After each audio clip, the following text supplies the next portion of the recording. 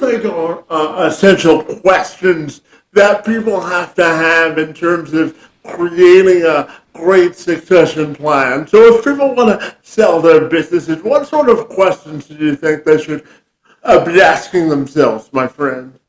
The first thing that they want to ask themselves is what type of exit do you want to make? And there's several different types, and people don't really realize this too. It doesn't mean that I just have to sell my entity. I don't have to sell my business. I bought a business a couple of years ago, but I just bought the assets of that business, and the lady who owns it still owns the entity. So there's options. I could do an operational exit where I just take myself out of the business. I could sell to an employee. I could have an employee, like my whole team, take over the business. I could, move this along to family. I could, there's lots of different options for them. So first of all, they need to think about what type of exit, what does that look like for you? And it can be quite personal, and you can choose.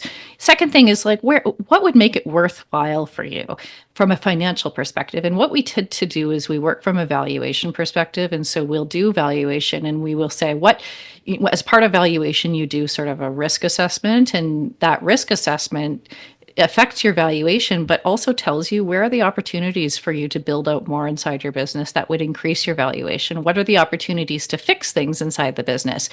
So, and then thirdly, like, what are you going to do after? What are you going to do after you exit? What does that look like for you? And that determines what you're going to build. So there's a lot of alignment that is important in terms of creating that plan.